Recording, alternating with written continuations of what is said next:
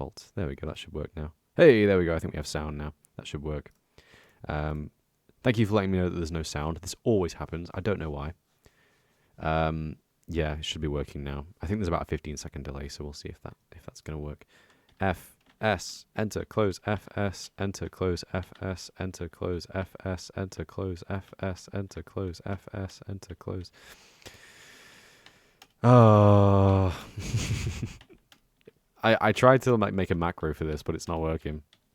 So now I'm just sort of like jumping up and down to try and get into a rhythm, and my hands are going to be like doing this in my sleep now because of going insane. If I see any more fucking end stone bricks for the rest of eternity, I'm going to flip. It's actually really nice though. I do actually really like the effect. I joke about it's driving me insane, but it's well worth it. We're actually over halfway now for sure. I'm going to finish this quickly so we can have a quick preview, and then we'll get on with some Bloodmoon stuff. Wait for some people to get in here. How many people do we have on the stream? 2. Hello. Chocolate and whoever else the other person is. F, S, enter, close. F, S, enter, close. F, S, enter, close. F, S, enter, close. F, S, enter, close. F, S, enter, W. F, S, enter, W. F, S, enter, close. F, S. Close F S enter close F S enter close F S enter close F S enter close F S enter close F S enter close. Like the images start to compact on the top of the screen, and that's how you know you're like getting to the end. I've done stuff like this before. This is actually very similar to how the did that work? Yeah, it did. This is actually very similar to how the glass is made, weirdly enough. It was just a lot of copy pasting over like a kind of template, although not as simple as you'd think because of how glass is like translucent. Kind of annoying, but yeah. Did we save? Wait, no. F? Wait, no, maybe we just did it twice. Shit. Undo, undo, undo, undo, undo. How are we looking? F, S, enter, close. F, S, enter, close. Nice. Okay, we did it. Nice. Let's reload the text pack and we'll see how this looks. Hopefully everything should be working properly. Chocolate said, okay, bye, I has lunch now, lol. Can't hear you, by the way, at Scalibur. So now I have no idea if I have sound or not, so that's helpful. Yeah, instantly it looks better. So the noise does definitely improve the look of the textures. It's been done to all sides, on all blocks. And actually, the nice thing about this is that it's always going to be a little bit more random. So that means that all of the different textures that were previously like duplicates actually look a little bit different now. So I actually really like the way that looks. Yes, welcome back to Calesti, version 0.7. No, more Bloodmoon stuff today, I believe. So we're going to leave the resource pack testing environment for another time. And we'll get to our more interesting stuff. Someone pointed this out to me yesterday. This stuff looks really cool now. I previously did the Herobrine shrines over here in preparation for an SGT module or Resurgence of the Void module, more likely now. And this actually looks really good. The gold block complements this, and the dark netherrack complements this really nicely. So that's actually really neat. But yeah, for today we're going to be working on some other things. I actually have a time setting command over here. I just need to get rid of this. It is a little bit awkward having SBS installed. Hey, it's Tox. Hello. Do we have sound, Tox? Please do let me know if we have sound, because I don't know if we do. It might be a bit shit. But yeah. We're going to get a thing here. I didn't turn it off, did I? Did I turn it off? I went and grabbed all the materials and didn't turn it off. That's helpful. Thank you, me. So, off. And now we're going to set it to the Bloodmoon cycle. So it's going to be between a specific time and obviously part of the Bloodmoon as well. So, let's do this one to be time... What is Bloodmoon time again? 24,000, I think. 24,000? No, it's not 24,000. It's 36,000, isn't it? 36,000 for Bloodmoon time. Nope, it's not. 40,000? Oh, we don't have the pack. We don't have the pack on because I changed the name of it before. Yeah, there we go. It was SDR 115.3 and now it's 115.4. Thank you, Tox. Brilliant. Chocolate complained about the sound and then immediately left. So thank you, Chocolate. But yeah, I should have got some more water before starting. That would have been a good idea.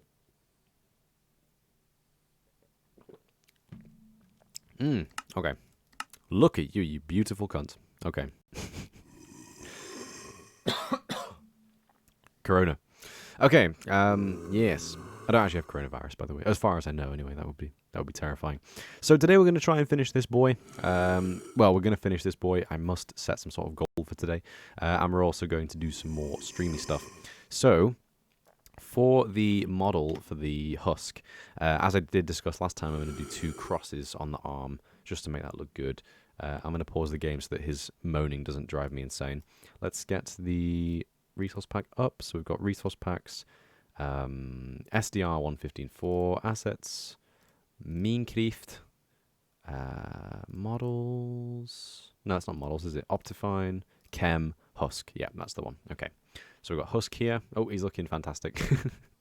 Looking very, very strange. Let's get rid of the file for now because we don't need that shit right now. Let's see if we can get the Husk texture actually. Textures, entity. No, it's not there, is it? It's in a different place. Optifine, random, entity, zombie, and Husk.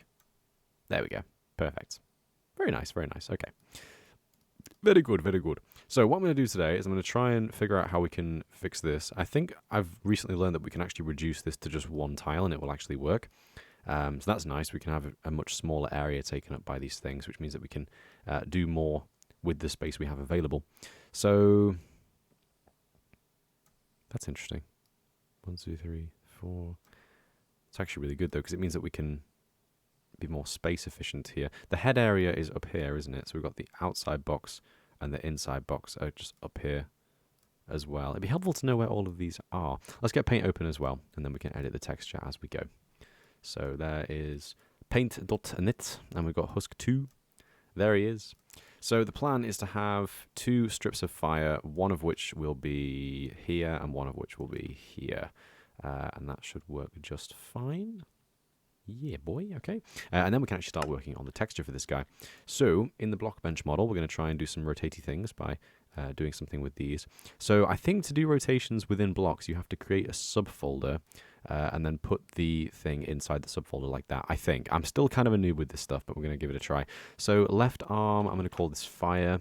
And then we've got, oh, it's going to be 2, isn't it? So, we're going to need 2 of these. Let's see if we can get these rotated a little bit. Rotate. Can I rotate that? Is that gonna... Oh god, that's not what I wanted. Okay. Can I move the point of rotation? That would be helpful. How the fuck do you do that? Pivot tool. Pivot tool? No. Vertex snap. I just want to rotate it, but without actually... But not from here. It's a strange position to rotate it from, because I want to be more precise with it, really, because otherwise we're going to be doing some funky stuff with that. Any advice on moving the pivot point in a model? That's not something I've ever actually had to do before.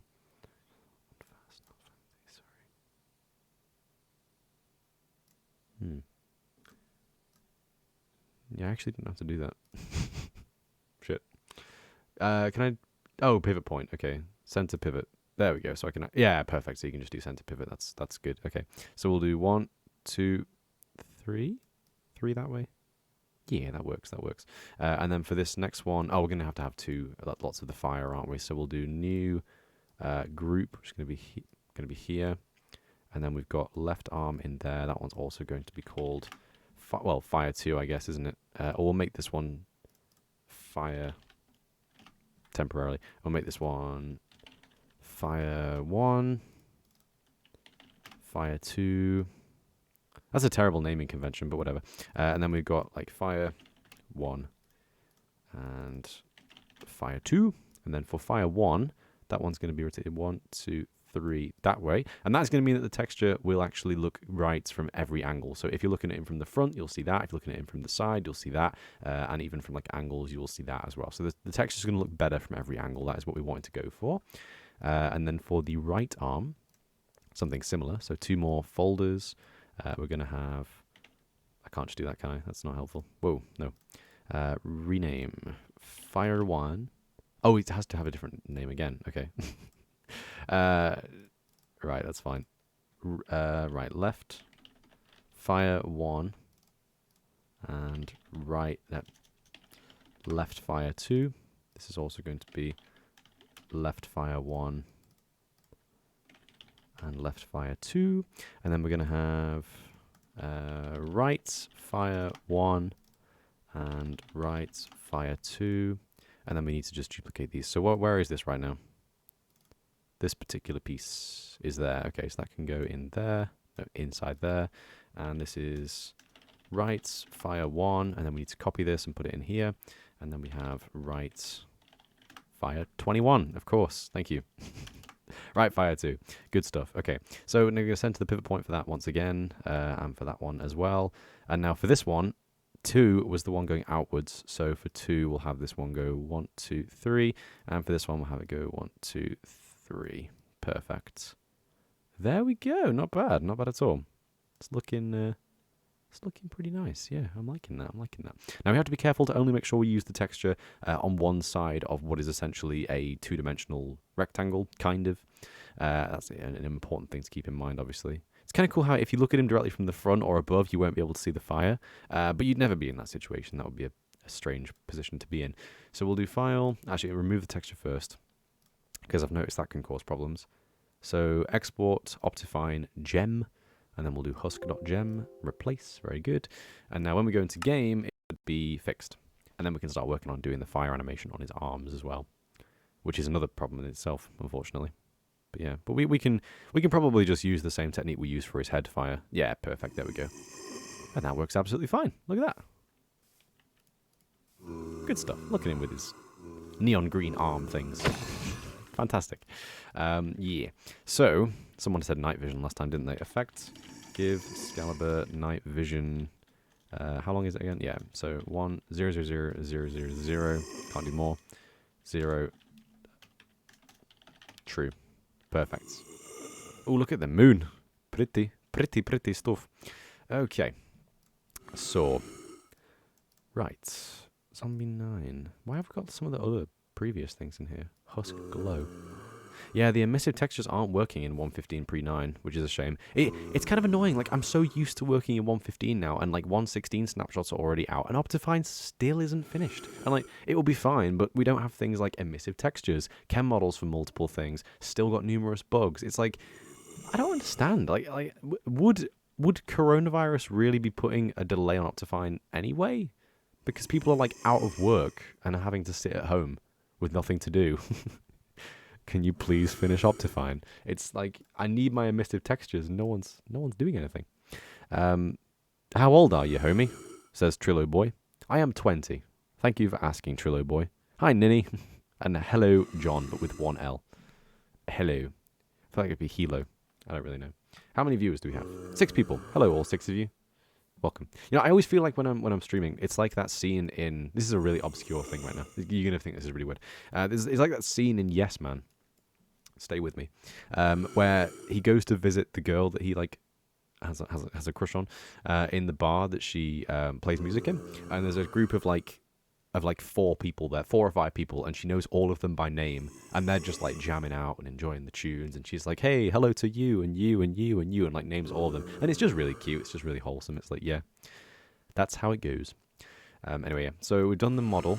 No, don't need to do any more work with that now. So now we just go on to the actual texture file. We will actually be making the texture for the husk itself shortly, but obviously the fire is the more difficult part. So we'll work on that one for now. Let's have a look. Optifine, chem, husk. No, it's not chem, is it? Thank you for just opening that. Whoa, nope. Anim, fire. Right, so that's the different fires that we have. Why has that one got like a black? No, it's not actually got any sort of background, does it? Nice. Okay. Head 2. So now we've got fire, so we've got arms as is to do as well. So the texture size for these is this way, and the annoying thing is it's going to have to be rotated 180 degrees. That is not what I was hoping to do. That's a real shame, actually. Me and the boys burning husks? Yeah. Just because why the fuck not? Husks be burning. That's the cool thing about the Bloodmoon. I'm really looking forward to finishing this pack, man, but I haven't even started it yet. I'm still just working on this bloody Husk model. Yeah, 2 Bloodmoon streams later, what have we done? We made a Herobrine model, we made half of a Husk model. That's it. Yeah, sweet. Anyway. Right, how the fuck do we do this? So this is actually the fire texture, isn't it? So we'll go in, we'll do that first of all. So we've got editing, resource packs, editing resources, default textures, 115, assets, Minecraft, textures, block, and fire. So these are our 2 fires. We're going to use them. We're going to use one of each on either arm, I think, just to have a little bit of variation in there as well. Should be quite nice. So actually, we can animate the same sections Yeah, in theory, we can animate the same sections with only one texture. So we only actually need to do the actual animation file twice as opposed to 4 times, which is really, really helpful. So I'm going to get these two boys open like this. I'm going to get these two open for reference. I remember how long this took now. There's so much copy and pasting involved in this shit, man. It's tedious. So this texture is 16 by 9, and this texture is 24 by 7. Ours is going to have to be 4 by 12. That's so awkward. Can I, like, to be fair, I can just rotate the entire image around like that. So, you know, that works, doesn't it? Although I want to check which direction the fire needs to be facing, because I didn't really think about that. We'll try and think about how that's going to go down. Anyway, I believe this is the texture that goes the highest. It never touches the very top pixel of the block. It's always 1 pixel beneath, so we can use that as a guide. So we've got 1, 2, 3, 4 for that texture. Although that doesn't look very good, does it? Like, if that's the only thing you see on his arm, that looks a bit naff. Should we just, like, cut a bit of the middle out like that? It'll still look good. Just ignore the first 4 pixels and go for the second 4 pixels. Let's just do that. I think that's going to look better anyway. So we'll first of all use this as a template for each of his... Oh, yeah, true. We need it to be a specific size as well. So, got that. Move that over there. Get it centered. And then we've got 1, 2, 3, and 4. Let's see how this looks in game. Lots of reloading today, unfortunately, as is always the case. It's going to be a little bit nicer when we get onto actually doing some coding stuff later, hopefully. Okay, well, it was worth doing the test. That's good to know. That looks so weird. The fuck? Anyway, so we'll rotate those all around. That's fine. Or actually, I'm going to rotate this thing around instead.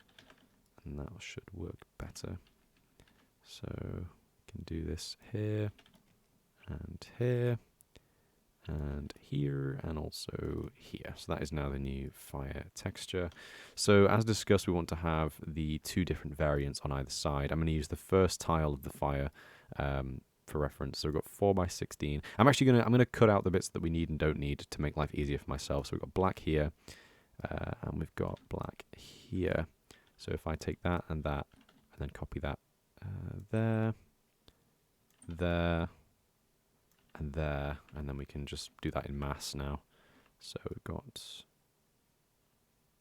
black and black. Just a guide to make it easier for me to be able to see what we're actually doing later on. That's going to cover the whole thing. Brilliant. So we'll use the first tile of the fire. In fact, we need to rotate around, don't we? So image, rotate 180 degrees. We're going to do this. It's going to be really weird doing this because we're kind of working backwards on ourselves, but it's going to be fine. I'm also going to fill in an area underneath the fire just so we know what we're actually aiming at as well. So I'm going to do this, this, this, and this. I'm going to just do black because that works. And then we'll put the fire in the correct... Whoa. That wasn't what we wanted. Can I have that back, please? I'm on the wrong layer, aren't I? There we go. So, got that. Perfect. In fact, I'm going to merge those 2 layers just so there's no confusion because we're obviously not saving this image because it's completely messed up now. So that's the first layer for that one. We can obviously copy that over to here as well. I'm not going to save it just yet, obviously. We're going to wait and come back to this. So we're going to need to do the same treatment for this version of the fire as well. So image, rotate 90 degrees that way, and then we can probably just take the same black template and just put it over that. Perfect. And then we have the new texture for the other variant of the arms now. Look how fast we're getting through this today, boys. This is going good. Oh, that's like a wider texture. That's not good. Yeah, it's much wider, actually. We can cut it off later. It's fine. So we'll do texture here and texture here. And then obviously we can just get rid of that. Not that it's really important, but there we go. So I'm going to temporarily merge these together, save it, and we'll see how it looks in game once again.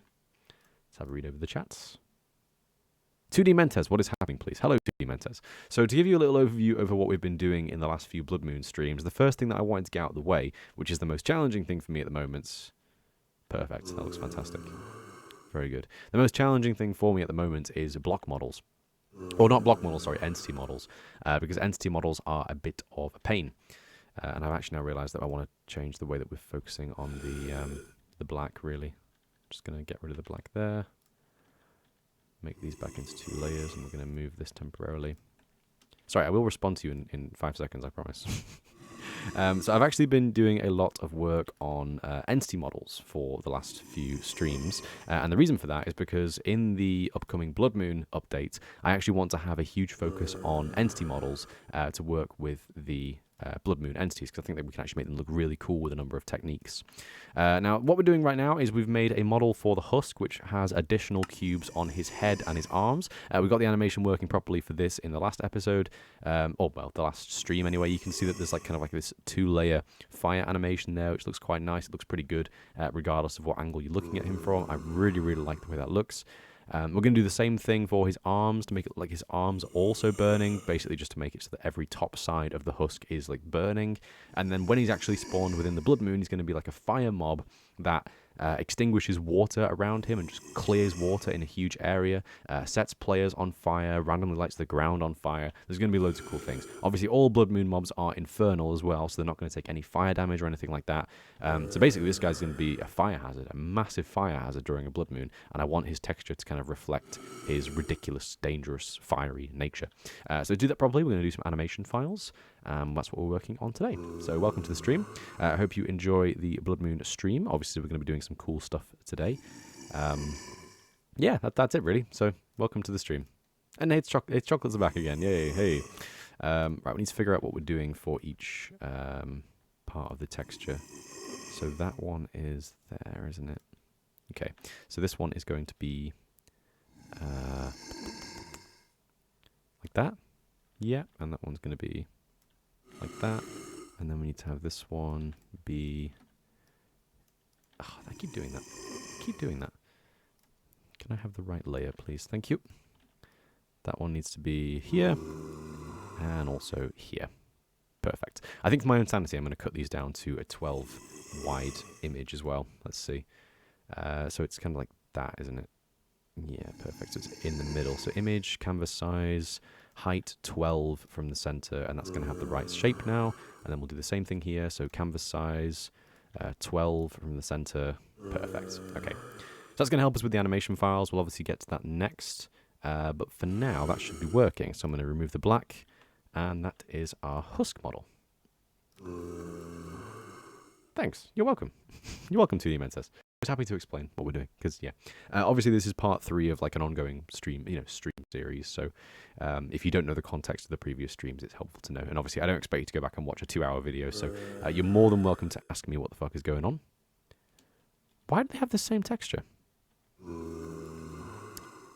We didn't move the texture, did we? Right. We didn't move the texture. That's fine. We can fix that. Block bench. Where's my Husk model? Optifine, Chem, Husk. There he is.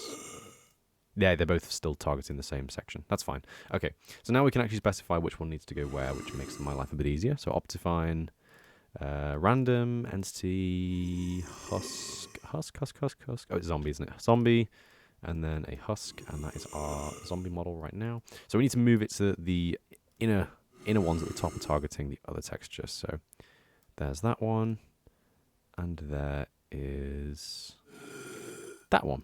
Perfect. Oh, it looks so much better already. Instant improvement. Perfect. Okay. And then we'll export this once again after we've removed the texture, because otherwise that can cause issues. So File, Export, Gem, and then Husk. This is why I paused the game before you can see weird shit. The Husk do be lit, though. Some of you guys are so fucking funny. You honestly make me laugh so much. It's great. And yeah, the Husk is lit. He's literally lit on fire, as you can see. New emoji, lit Husk. Fantastic. It should really be a GIF, the lit Husk, shouldn't it? But I can't be asked. I need to start pausing the game. Thank you. Driving me insane with that sound. Okay. Now for the more complicated part, we actually have to make the animation file, which is going to be this, but just horrendously long and horrendously formatted.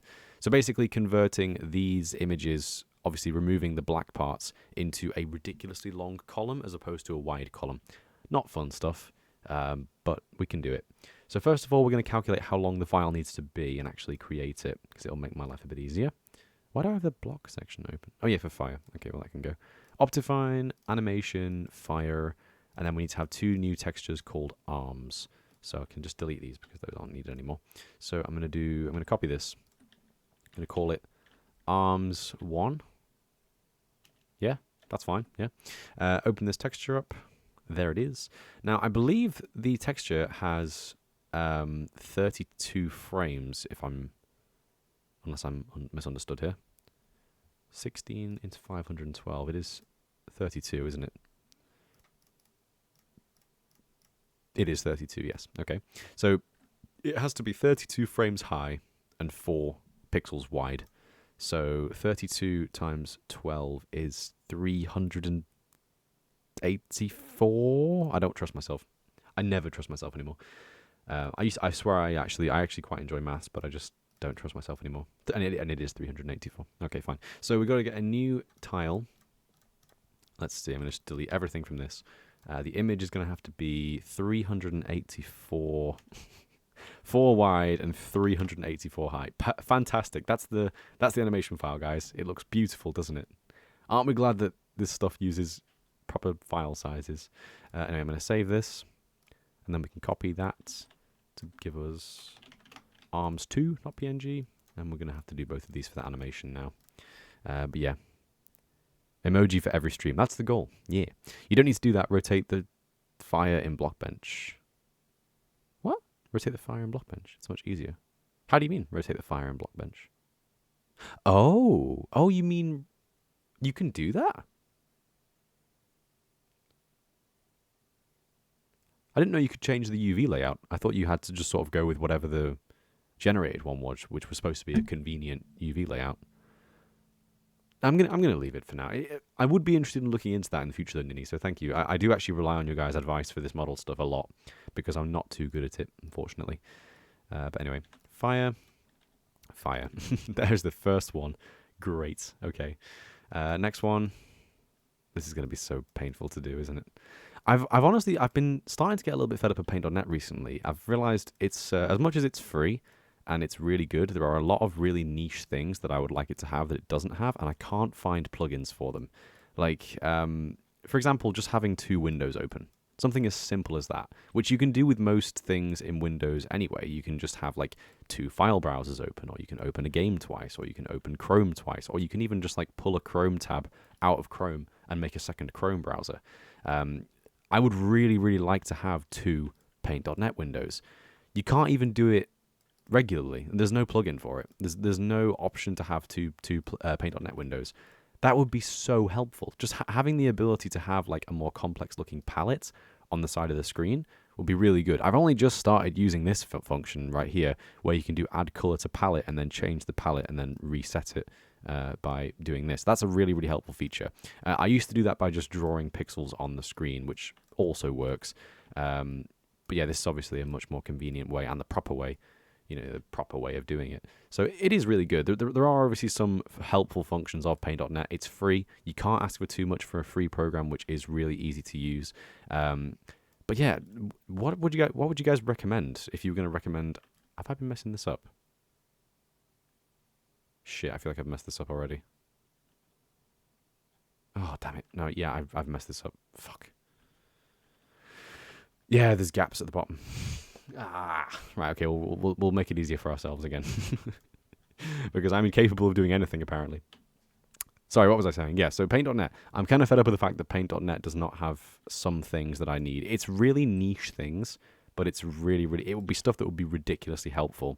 So I'm thinking, like, could I make a plugin? Could I make, like, some sort of add-on for Paint.net? Is there some sort of workaround where you can have multiple windows, even just something as simple as that?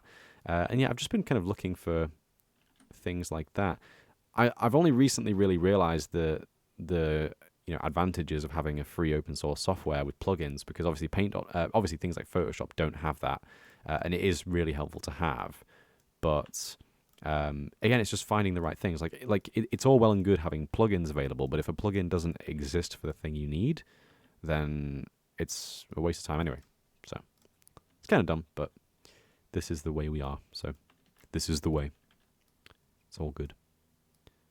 Making sure I've got these in the right space now. So if you're wondering what I just did there as well, another good technique to use if you're ever doing animations like this is to actually set up the size of the animation in the background, as you can see with these checkerboard type squares that I've got, and then I can very simply just delete the layer later on, and the formatting will be correct with not much effort involved. Trying to eyeball that is just, over effort. You don't need to do that. So I would definitely recommend doing something similar to this, where you have a checkerboard and you can make life much, much easier for yourself. So yeah, this is the kind of point where I messed up last time. So obviously, this tile is the first one I messed up. Because it has a gap on the bottom, I just put the next one in the wrong place, as I'll demonstrate here. I took this one and I was like, ooh, well this one goes there, right? No, it goes one down, and then that one's got a gap as well, and it's just kind of awkward. Checkerboard. Checkerboard makes it easy. Time for a checkerboard emoji, of course. But yeah. Anyway, speaking of relevant things that I'm very excited for, Half-Life Alyx comes out in only a few days. I am very excited. I've been a massive fan of the Half-Life series since I was, 12 years old probably, maybe even younger. The first kind of experience I had with video games was Gmod, Portal, Half-Life. Portal was my first game I ever bought. Not Portal 2, the original Portal was the first game I ever bought with my own money. I remember saving up for it. I remember asking my parents if I could give them cash and use their credit card to buy an online game, and they probably didn't trust or know what the fuck it was at the time, but they knew I was into video games, so they just kind of went along with it. I think I had Minecraft bought for me when I was younger, because I had friends who played Minecraft, and it just, it was just a thing that everyone has Minecraft, and it was like, oh, please, can I have Minecraft for my birthday or something like that. But Portal was the first game that I ever purchased, and it's the first game that I remember buying and being so excited to play it because I'd played the full demo of Portal, which was like all 10 test chambers. You would get just before the test chamber where you get the orange, where you get the secondary feature of the Portal gun, and I was so excited to play it. Played through the entire thing, obviously, and played it multiple times. Started getting into things like modding it, where you could have this weird, funky level editor where you would fly around like it was Gmod, and you had the very simple pistol that I now know is from Half-Life, and you would use it to shoot walls and place things. Yeah, it's very weird. It's I remember that very vividly.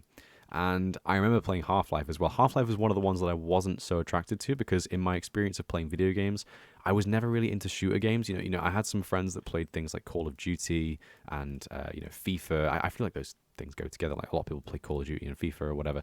And I wasn't a massive fan of shooter games. I just kind of didn't really see the appeal. I do now. I like shooter games now, but at the time I didn't really see the appeal. And then I played Half-Life, and my God, that was good shit. That was some really, really good shit. Not really a shooter game, but a story-driven shooter game. And you have to know, I was already one of these arrogant children that goes, this looks like it was made in 1984. Why am I playing this? This is bad. And I actually played all of it and enjoyed it. And I've now played Half-Life 2 all the way through multiple times to this day. So basically what I'm trying to say is I am very, very excited for Half-Life Alyx. I am one of the many people who has been waiting for a sequel to that game for 13 years now. 13 years. Well, not really, because I started playing it when I was a bit older, but 8 years. I would say about 8 or 9 years, really. But yeah, I can pick it up a little bit. It'll be nice. Let's test out this fire, shall we? So we've got arms 1 is now a thing. I think we should just be able to edit one of these, because that's also got 32 tiles. Yes, it does. Okay. So we'll copy head 1, and we'll do arms 1. You guys are typing in chat, sorry. Someone said try Alt and 1 for image number 1, Alt and 2 for image number 2, etc. Yeah. And someone else said that it was Control 1. So yeah, I think I actually found the exact same thread that you found. You can do both Control and also Alt as well to skip between images. They both work. You can even actually do Control and Tab to go forwards, and Control Shift Tab to go backwards to the images. That is helppful, and that's obviously the most important thing that we use. What I've really gotten into more so though is doing something like this, where I would increase the canvas size like that, and then I would have a pseudo palette on the side where I would put textures that I would need to use, and then I can come back to them and grab them with the color picker. That's kind of what I mean though. I want to have 2 windows side by side, so I can have an image here and an image here, and then I can have I can interact with both of them at once, and I can zoom into one image and the palette stays in place. That's kind of what I want. It's a very niche purpose. Obviously, using the palette on the actual color thing here is a much better way of doing that, and that's why I've been doing that. So yeah, That's kind of the explanation there. Anyway, let's get the fire working. So arms 1. I have to edit the texture for this now. Oh, we're gonna have to have arms 1 and arms 2. Actually, what we'll do, we'll have left arms. No, left arm 1, arms 2, arms 1. That's fine, yeah. And then we'll have right arm 1. Right arm 1. So we've got both of these. Edit with Notepad++. We'll do left arm 1. So the X is quite important. We'll get that first. Let's see. So the 8x8 texture, 8x12, 4x12 textures like here, isn't it? There it is, yeah. So which one is this again? Shit. This shape. Okay, so it's more like this one. That's fine. So the pixel that we're looking at is 8x36 and 0x52. 836 and 052. So 836 and 0x52. Now the width is going to be 4 pixels and the height is 12 pixels for both. So we'll do that.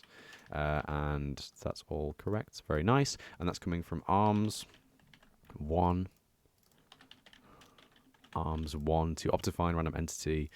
Interpolate false, and everything's working correctly. Okay, so that should work. Let's go back to the game and see how that looks.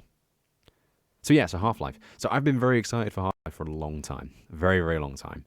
And people are kind of annoyed that Half-Life Alyx is... oh, there you go. Yes. Yeah, yeah, nice. I like that. That looks sick. Let's get the other ones working as well. Yeah, so I'm really excited for Half-Life Alyx. I've said that so many times now. So people were annoyed. People were initially annoyed, anyway, that Half-Life Alyx was going to be a VR exclusive. As I'm sure you can imagine, I am not annoyed at all. I do have VR. I've obviously released multiple videos on this channel of me playing the likes of Beat Saber and things like that. I do really enjoy VR. I think it's fantastic. I think it's the future of gaming. I say that shamelessly. I think it's really, really good. And I love seeing these interviews with like Gabe Newell where he says, anyone who's not thinking about brain interfacing technology now, their industry is going to die a death and it's like an extinction level event for them. Hearing stuff like that, oh, shivers, fucking shivers. We are living in the future, and gaming is going to just get more and more mental over the next decade. VR is the first step to really starting with gaming properly. Like, I think if you look at it from an even wider perspective, I think it gets even more obvious. If you think about how gaming used to be, like when it was first, popular, I guess, or like doable at home or whatever, you would have like PC games, you would have basic consoles and eventually handheld consoles, things like the N64 and the PlayStation and things like that. That was obviously like an attempt at making gaming as a thing, like an in-home service, I guess you could say. And the hardware has always been very basic. It's always been a secondary use of computers, as is the way I love to play video games. Or it's been like with a controller, which is kind of more specialized machines for video games. Now we're getting to a point where, obviously, it's gonna be fucking mental. I don't even know how to express, to be honest. Like, VR is the beginning of like real video game hardware. That sounds really, really strange, but I don't know how else to put it. Like it's like video games have not been perfect up until now. They've been really good, but we didn't know better. And it's going to be the classic double pillow scenario when VR takes off after Half-Life Alyx, because it will. There's a lot riding on this, and Valve are obviously saying like, well, if it's a failure, we learn for the future, and if it's a success, we learn for the future. No, Half-Life Alyx is the catalyst that will start the VR revolution. The number of people who own VR headsets has increased. I don't want to say a specific number, but it's increased massively since that game was announced, and it's understandable why. The more people that own VR, the more people are exposed to it because everyone shows it to their families and shows it to their friends, and you involve it in any sort of like social situations. It's a fun thing to do. Anyone can play VR. Like it takes a level of skill and understanding to play existing games. Like if you're playing something like a shooter, for example, like TF2 or CS:GO, for example, you have to have a basic understanding of how to use a mouse and keyboard properly. People know how to use a mouse and keyboard.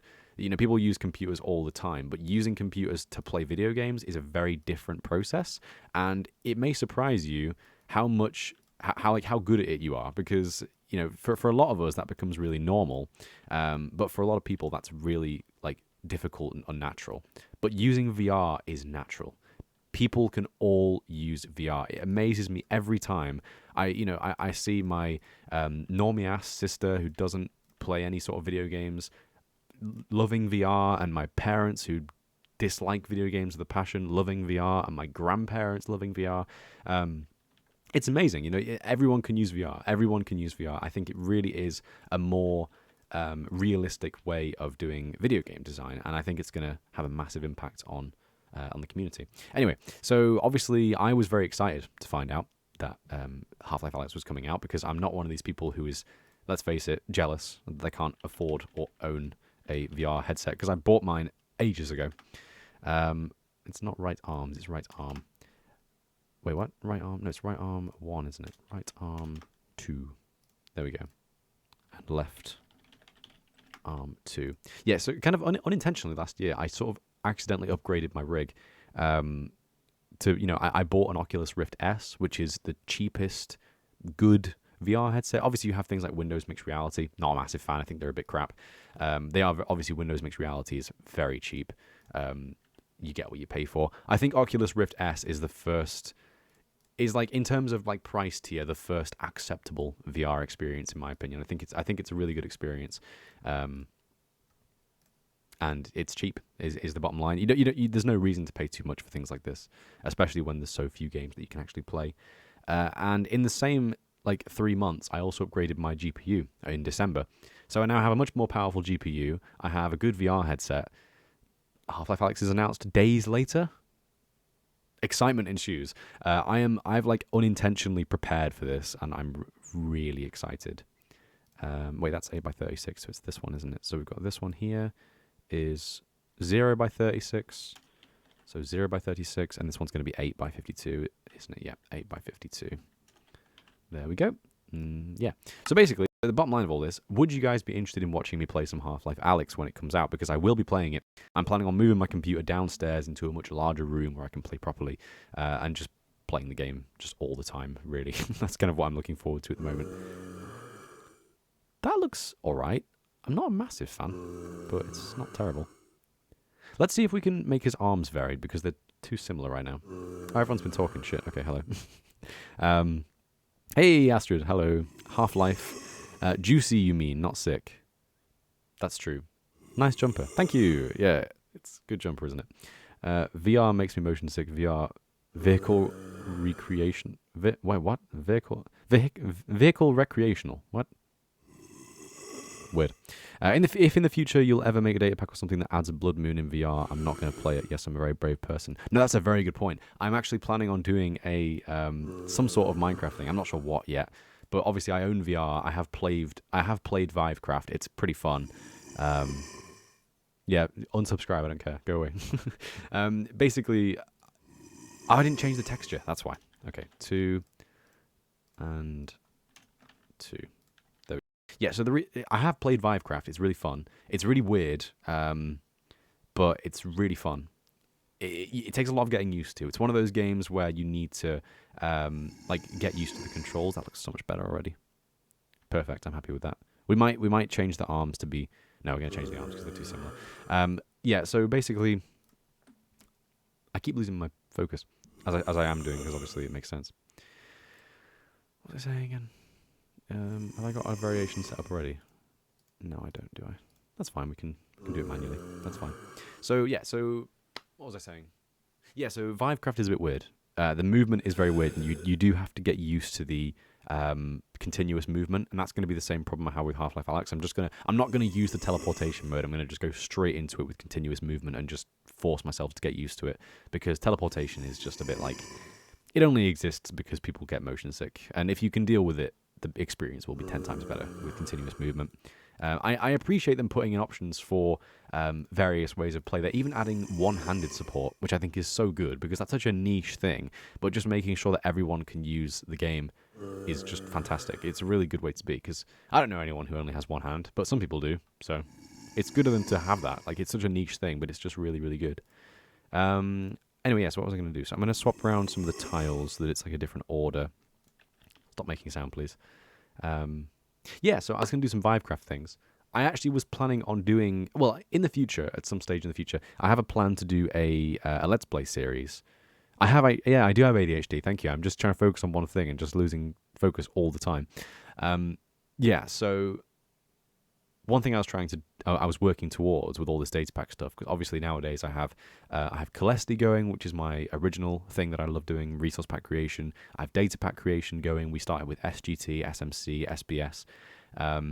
And now obviously we're working on Resurgence of the Void in the future, which is going to be the compilation pack, which has so many more features in it. Yeah, the plan was, when I kind of like finish these data packs, I want to do a hopefully long-running Let's Play series. Obviously, my data packs would be the thing that makes it a unique series. It will be a good opportunity for me to test any bugs that are in those data packs, find any sort of inconsistencies and edit them as we go, find any sort of like missing pieces of the data packs and add them in post, and I can obviously update them as I go. And just play the game and experience my resource pack in general, because that's the way I used to make my resource pack. I used to play Minecraft, and I used to think, I don't like this texture. I'm going to change it. But I don't play Minecraft anymore. I haven't played Minecraft in about 4 years, really. I've played on servers and things, like modded, but I haven't played Minecraft in years. So I am planning on doing a Let's Play series. And the plan for that Let's Play series, weirdly enough, I've already got a few ideas in mind anyway. I do want to have the occasional stream or like video where I would do VR, because I think it would be a fun experience.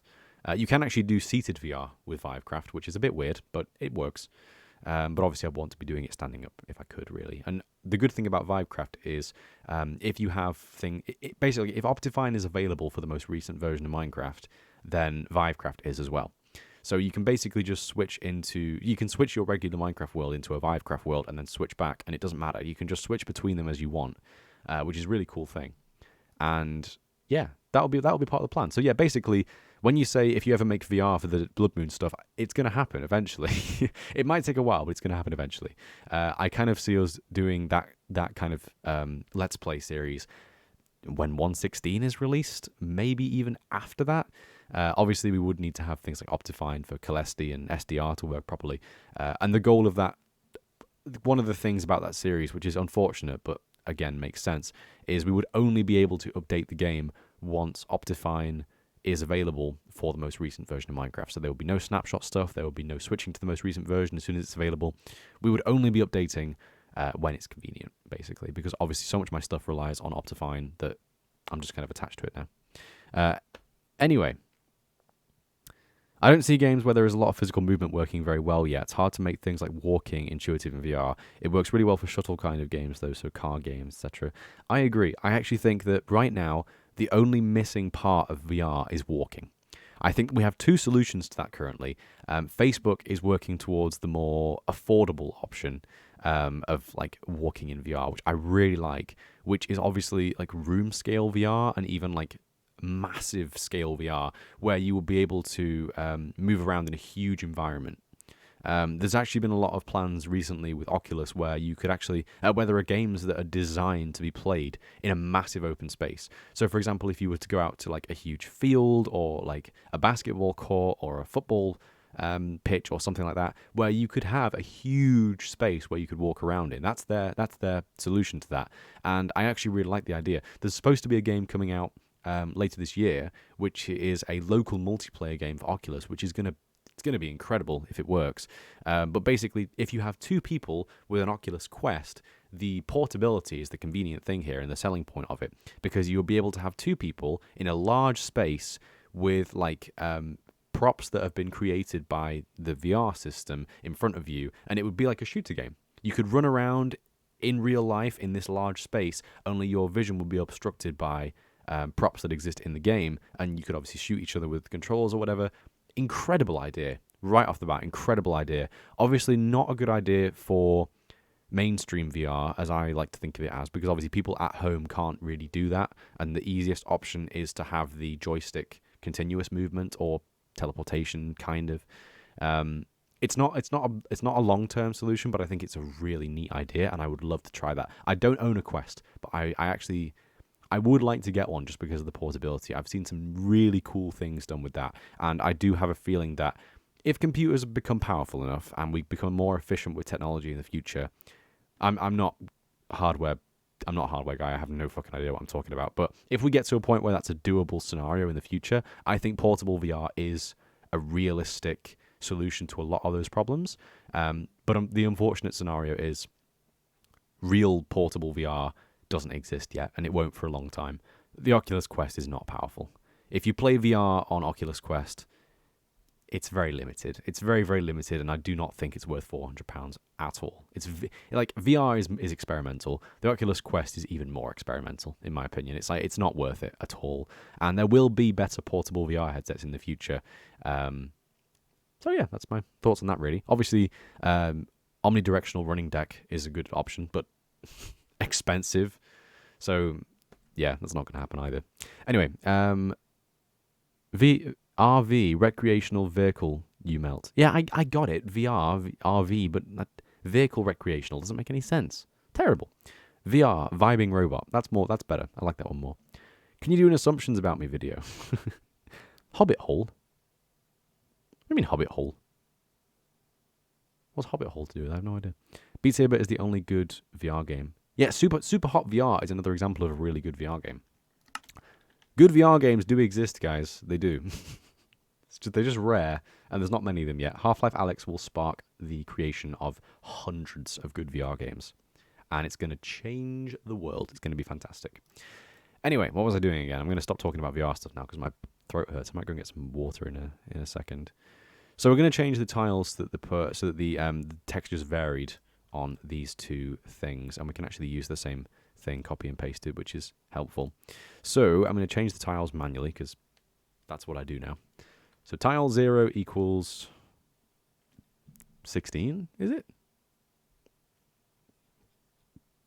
Let me see. 31 would have to be like 17, 16. It's tile 0, isn't it? So that means it's 15. So 15 is 31. 14 is 30.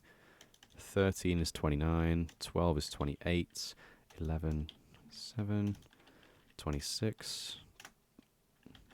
25, 24, 23, 22, 21, 20, 19, 18, 17. Perfect. Okay. And then from 31, we have...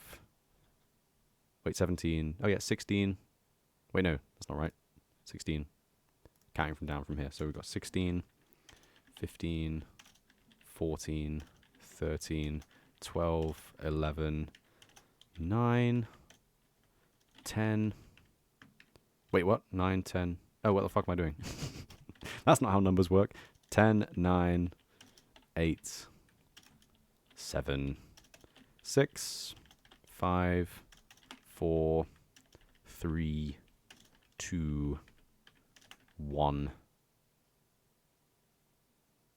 Was there a 0? Tile 0 equals 0, or is it tile 0 equals 1? What did we just... What the fuck? Hang on. Sit.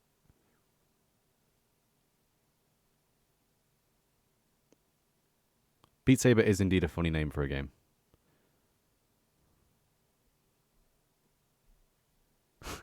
%90 people buy VR for one reason. Nice. Excalibur is part of the 10%, to be honest. Thank you, I am. I actually do really enjoy VR games. I do understand that there is definitely that market for VR. And it's not unfortunate, it's just the way things are. You know, what's that figure? Like 45% of the internet is porn or something like that? Something stupid anyway. What have I done wrong? 30, 29, 28, 27, 26. There's two 25s. Right, there we go. 24, 23, 2, 1, 0...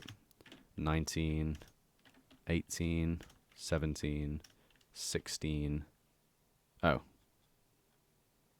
Now I've got to do all this again. 15, 14, 13, 12, 11, 10, 9, 8, 7, 6, 5, 4, 3, 2, 1. and 0. Perfect. So now I'm going to take this tile, copy this all the way down, paste this. What did I just do? Is that okay? Yeah, it's fine. Okay. And then we're going to replace this with the newly formed tiles. And that will just mean that the arms are out of sync and a bit varied. Perfect. Wow, that's a bit much. Wow. Yes, I will actually send a video of me playing Beat Saber. It's a fun game, and I think I look quite funny while playing it, so I will send a video. Yes, thank you. So now the images are out of sync, so his arms look more natural and less man-made. That is indeed what we were going for. Very, very nice. I like it. Very good, very good. Okay, now how the fuck do we make a burning blaze look good? I don't know. I had no idea. Message retracted. What? What? What? What's going on? I'm going to report you for... let's have a look. What can I report you for? Unwanted commercial content or spam. Child abuse. Hey, what the... that one, isn't it? Yeah. There you go. It's reported you. Thanks, we've received our report. If we find this content to be in violation of our community guidelines, we will remove it. Haha! Get reported. There you go. Anyway. Yeah. So, what can I find? I need to find some inspiration for burning mobs. Let's have a look. That is not what that's not what I expected at all. The fuck? Burning mob, and I get like this. What? Burning mob, Minecraft. Minecraft. There we go. The fuck is that? It's ugly. It's not good. Man, you get so much fucking clickbait shit. Popular MMOs. MC Naveed, the typical ones. You know, they're doing a good job. They've got money, so they're doing a good job. Shall we start off by just making it fiery? Or should we just use the blaze texture as a base? Let's use the new blaze texture as a base. Oh, hello. Spring. Apparently. Okay. So we'll use the blaze to make a blaze thing. I reported you, I'm sorry. Don't worry, YouTube's asked. The reports don't do anything. Opening new window, editing, resource packs, editing resources, 115, assets, Minecraft, textures, entity, blaze. Get this dude in here. Obviously, I do want to change the blaze texture in the future, but it's a good place to start at least, because we've got a nice color palette here. So I'm going to first of all just remove like everything from this guy apart from his eyes, because obviously they're going to be Bloodmoon based eyes.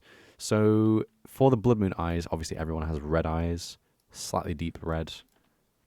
That's like the Bloodmoon eye shade. I think there should be some sort of... I don't know, how do we do the burning? How do we make the burning look good? I don't really know. Do we... I don't want to animate any of the skin, because frankly I'm done with that. I don't want to do any of that. I'm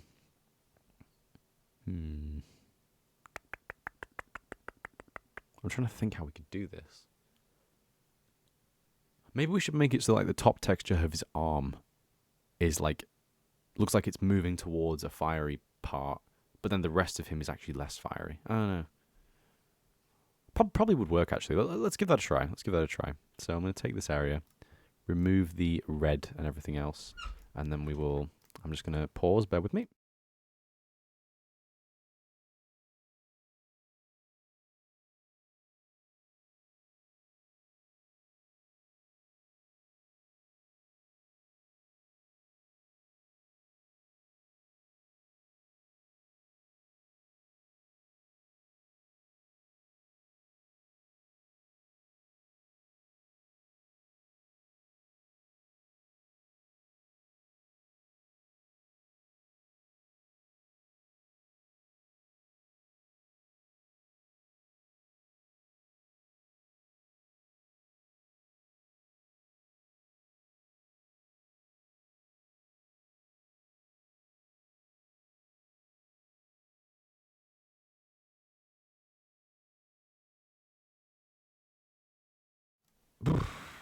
Damn. I imagine you guys heard...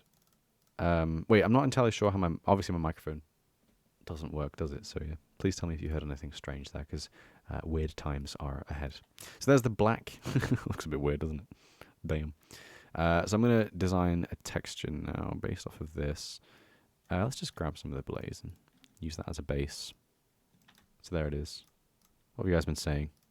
Child abuse. Stop harassing children, please. Nice. Hey, we have 5 viewers. Hello to the 5 of you. I'm not sure who you are. It doesn't tell me. Wish I could kind of be like, hey, you and you and you. But hi to Ninny. Hi to Astrid. Hi to 2D Mentes, I think. And hi to Popper if you're still here. So, yes. Hello. Hello. So, we're going to also use texture of the fire to make the fire texture. I think what I'm going to do is I'm going to have more of this texture and more of this texture. So this one's not really going to be used. We might use it for some stuff, but otherwise I'm probably going to have this as like... Hello? Otherwise I'm going to have this as like a color palette. Can I just get the colors? Let's see. Okay, so we're going to do a very Japper thing, as I've been trying to do recently, and we're going to try and make... that's upside down, isn't it? We're going to try and make a color palette with which to build the entire texture from. So of this texture system here, I want to use this as like a dull and dark texture. I want to have like a darker brown to go alongside it as well. Maybe even duller. Maybe more red. That looks good. Yeah, we'll go with that. So that's going to be kind of like the base texture that isn't burning. And then we're going to transition to some other oranges. So we've got like kind of a dark orange here. And then we've got like a more vibrant orange, which is going to be a bit more brighter and vivid. And then we're going to transition into the more burning fire colors, like that. Yeah, I think that should be okay. And then we'll have like maybe even a brighter yellow for the fire as well. Perfect. Yeah, so that's going to be our color palette for the entire Husk. That right there. Yeah, I think that was nice. Fair enough. So first of all, we'll design where the fire is actually going to be. I'm actually going to get Blockbench open for this, because it's much more helpful for me to be able to see how the texture looks. So first of all, Minecraft, Optifine, Chem, Husk, and there it is like that. And then we'll go to Optifine, Random, Entity, Zombie, and Husk. And he looks pretty weird. That's like an entity in itself. That looks pretty neat. And then I'm going to get the Husk open on a different screen altogether. Actually, no, I'm not. I'm going to just do that so that you guys can see what I'm doing and I can see the updates. Perfect. I'm here still. Hello, Popper. Welcome back, guys. Thank you, Astrid. It's always lovely to me. Thank you.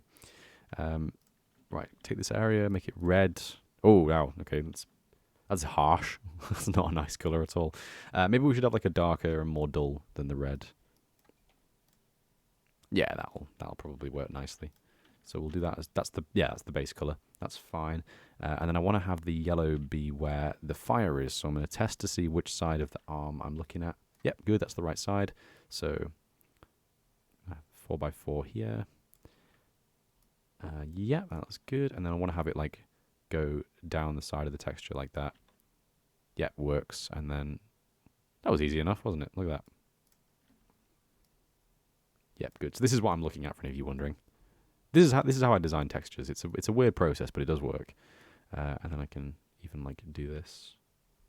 Yep, does that match up nicely? Nope. Let's get some red like that. Perfect. And then for the front of his hands, I need to have like the 2, 2, and then we'll have like 1 front. Yeah, that works. That works nicely. So we've got the fire part of his arms, as you can see there. I'm only kind of laying out where things are going to be first of all, and then we'll actually design the texture afterwards. Lit Husk abuses children, stream recap. I'm going to make that the title of the stream. No, it'll get zucked off YouTube, Jesus Christ. It will be zucked so fast. Okay, and then we're going to have the fire part of his head as well, which is hopefully not going to look like hair, because that is a concern. Otherwise we'll end up with a hairy Husk. Let's have some more variation here. There we go. Yeah, it looks like hair. It looks like hair. Okay. That's fine. I'm going to fill in the area there for his head. Okay. Yeah, it looks fine. So this is kind of me marking out where the areas are going to be that he's going to have the kind of the base texture and the fire texture. So that'll give you an idea of what the texture will look like in the end. And now we need to actually do the proper shading and everything. This is going to be tricky to do, actually. Because there's a lot of texture here. Do I give him clothes? I think we should, actually. I think we should give him clothes, at least. I need to get like a Husk texture now, aren't I? Thank you. Zombie. And a Husk. So we'll use the shape of his clothes and then we'll work from there. So he's obviously got like grey skin, so we can avoid that. I'm going to change the shape of his clothes a bit, but we're going to use this as just a base for now. And then we'll have a separate colour palette for his clothes, and we'll do that one after we do the fire palette. So there it is. I like the fact that his clothes have like tears in them. I think that looks really good. We'll try and keep that if we can. And we'll add some other ones as well. Yeah, that looks good. Is that like a tear? No, that's actually clothes, isn't it? Okay. That's fine. And then we've got... No, we're not going to have anything on the arms, obviously. And then we need to have like his trousers. So there they go. Nice. Okay. Add that as a layer. And there we go. Let's just see how this looks. I bet it looks funny. Hey, look at that. It looks like a crap Minecraft skin that someone's designed on like Microsoft Paint, doesn't it? It's not terrible though. I think the clothes that do actually fit the burning theme, because obviously they're like torn away. They're going to be much darker and duller, but we'll come back to those later on. So I'm going to remove those from the texture for now. Actually, I'll put them on an entirely different layer and put them on a different image so that I can save it properly. So I'm going to have this new image here, and then we'll save this as a PNG, and I can see him properly. Okay, good. So for the fire texture, I'm going to start by adding some orange. I'm going to do this like semi. That's not a square, is it? Try and get this to look as good as I can. Okay. It's difficult to get this to look good though a lot of the time, unfortunately. Just because working with so few colors is a little bit tricky, but it is possible. So I'm going to try and do this as best I can. So there's some more orange. Looks good. Have some darker orange leading down to his skin. Gonna have like a bit of yellow seeping down there even more, so just to make it look like there's a bit of variation. Otherwise, I think this is looking good. Yeah, it looks alright. It looks like someone's dropped cheese on his head, but we'll hopefully be able to fix that later on. That look good? Yeah, it looks good. Let's add some to the corner as well. Even this corner. And like, nah, not there. Like there. Yeah, looks good. That's what I've got so far. That's kind of the fire texture on his head. I'm trying desperately to make it like he doesn't just have burnt cheese on his head. I think that's going to be a difficult thing to avoid. So hopefully it'll just end up looking a little more like a generic fire texture in the future, but whatever. So then we've got more orange coming down his face. I'm going to darken the area around his eyes to emphasize the Bloodmoon eyes. Obviously, being quite an iconic part of the Bloodmoon design as well. So we're going to have orange around his eyes, and then more coming down. And that's how he looks now. Good. Yeah, it does look like he's just on fire, so that's good. That's what I wanted that to look like. Got particles coming down from there. Looks good. Let's do the next shade of orange is like this, and then we'll leave like a couple pixels at the bottom just for the first red tone where he's like kind of not burning anymore. So got some things there, and then the next tone is actually this one, isn't it? So yeah, that's the first kind of non-burning tone. I think it looks alright. He does look like he's just been in like some sort of weird fight though. I like it. I accidentally just made like a face shape on the front with like that line there. That looks really good. I like that a lot. Looks really neat. So we'll keep that. That's nice. I'm going to try and blend together the this a little bit better. And then no, that doesn't look good. And then we'll get some of these up in his face as well. Like so. Good, looks good.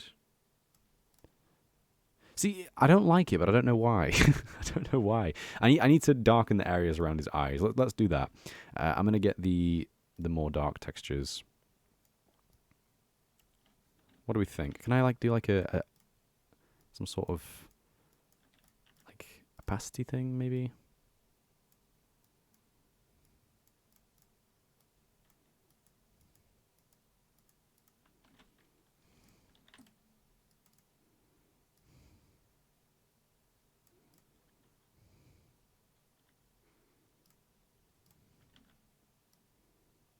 Now it looks like he's wearing glasses. Let's not do that. That's not good. Maybe we could have him have yellow eyes, like burning yellow eyes, because he's not supposed to be... Maybe just no eyes. Oh my god, that could look good. Let's just get rid of his eyes.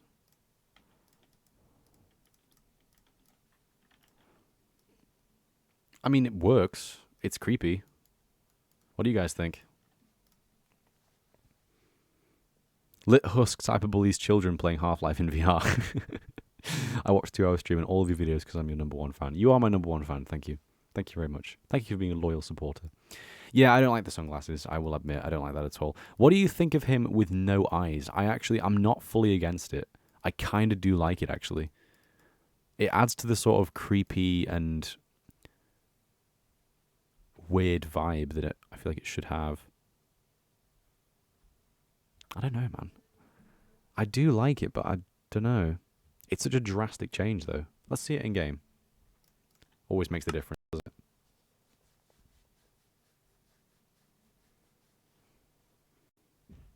I kind of want to animate it, but it'll take so long. It's going to take such a long time to animate it. It's not terrible. I like it. I instantly like it. It looks much better in game. I'm gonna roll with it for now. I think it looks all right. Darkest shade for the eyes. That's a good point. I could try that. Let's see. So, as in, take the darkest red for the eyes. Yeah, that's fair. That works. Yeah, it looks all right.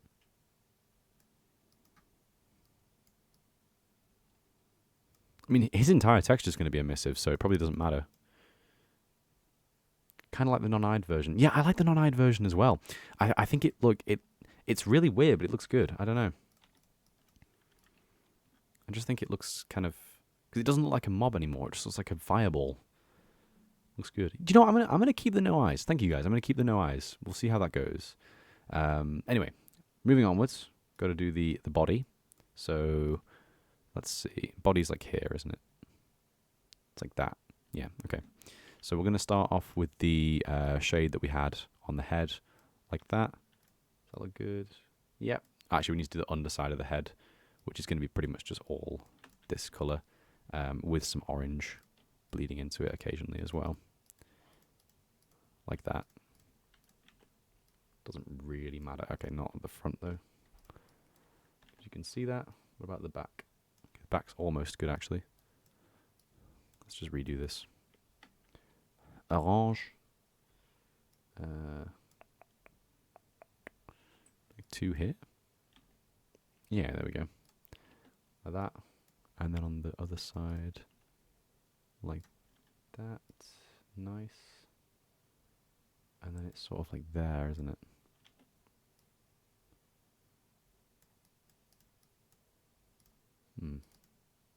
Kind of wish that you could easily rotate this thing round without destroying the texture, but you can't really do that. Where's the head? Can I like temporarily make it the only thing that you can see? Or can I like hide the body or something? Body? There we go. That's what I wanted to do. Okay, so... Yep.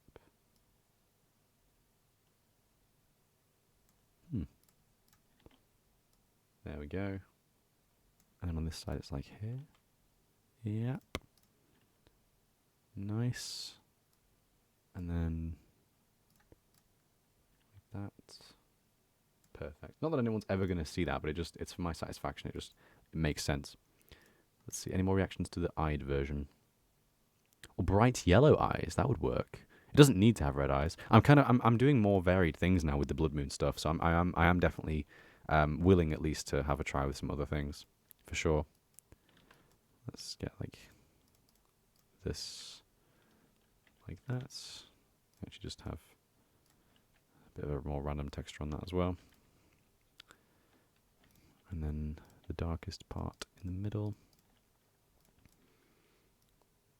Good. Okay, that's fine.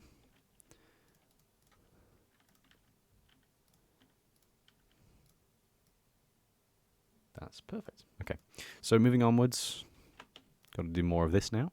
So this is the kind of texture that we'd expect from here. Let's see. Nope, wrong side. I forget it mirrors things sometimes, doesn't it? There we go. Can I hide the left arm? Yep. That looks good, okay. So otherwise, we're going to fill in the entire body with this brown texture. That's 3, isn't it? Yep, so that's now spilling onto the arm. So we've got 2 over here. Let's go all the way around now. Yep. So we're going to have go down much further on the back of the texture as well. More like the side, really, isn't it?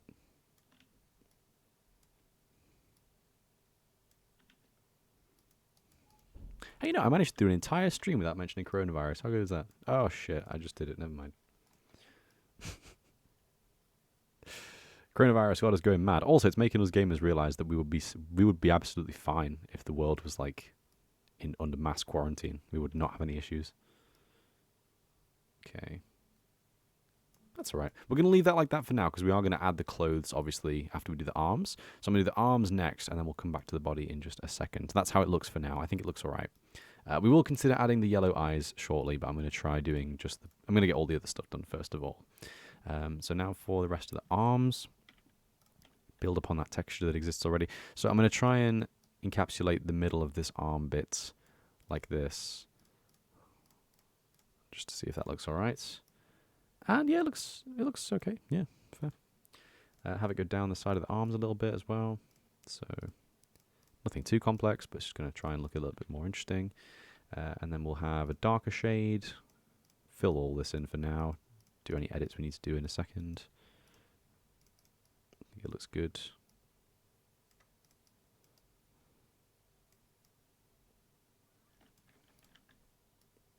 Yep, looks kind of like cheese again, but it's not too bad. Oh, it's not good. Time for the rest of the texture. So darker oranges going more down the side of the arm like this. It's kind of weird. I need to remember that this is the bottom texture, so we can probably just I can leave that as the red texture for now, can't I? But there we go. There's the more orange. You need to have have it linking up properly at the sides as well. So there's more orange.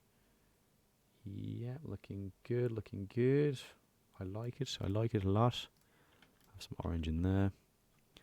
And then we need to have the next shade of orange, which is the more dark one. And this is kind of like the base texture for the arm now. There's not going to be much else on the underside apart from maybe some of the slightly darker brown texture. But there is the underside of the arm. Yeah, looks good, looks good. I'm going to try and have the orange go a bit onto the arm if we can actually. I think it'll look good.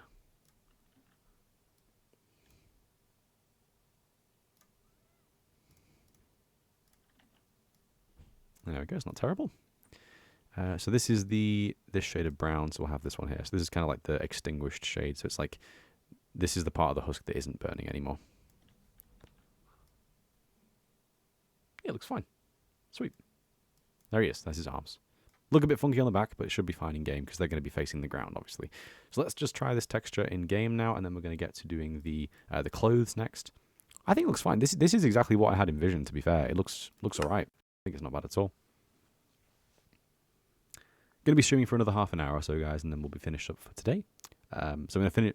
We'll probably only get around to finishing this texture realistically, but I did want to do some coding today, but it doesn't matter if we don't get much done. So there's our. He looks good. Damn. I forget husks are quite big, actually. They're bigger than zombies, aren't they? That's really cool. You can't really see which way he's facing. I like it. Oh, he should melt snow if he's nearby snow. That's a good idea. That's a really good idea. It's not terrible, man. It's such a weird texture, but I do kind of like it. It's just it's the same problem as with the diamond and emerald blocks in Celeste. It's so out there that I don't like it because it's so weird, but I could see myself getting used to it. I really do like it. I don't like it, but I really do like it. I don't know. I don't know how to feel.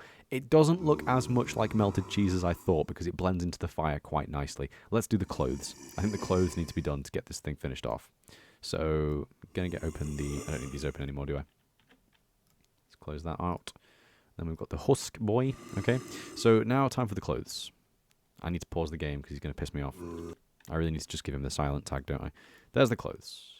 Yeah, so already this is going to be a massive improvement to it. Let's just start off right away by darkening those, give them like a burnt, toasty look. Perfect. So there's his clothes. Oh, instant improvement. Instant improvement. I really like that. That's really good. And I actually really like this shade of red being used for the under texture because it makes it look like it's his Bloodmoon type texture. You know, this is the red of his Bloodmoon-esque skin. I think it looks really good. Yeah, it fits so well. Damn, dude. Should I just leave them like that? It looks really nice. Let's redo the texture anyway because I want to have the proper Jappa style, as you would all expect. So we've got some greys, lighter grey, lightest grey, in between grey. That's a more darker one. That's the same one as that one. Never mind. Let's just pick some new ones out of this. So we've got grey. We've got like a reddy browny grey. Let's increase the darkness of this one a bit. Okay, and then we'll have this, and then we'll have this. Yeah, that's fine. So that's textures we're going to use for his... let's just decrease the saturation of these a little bit.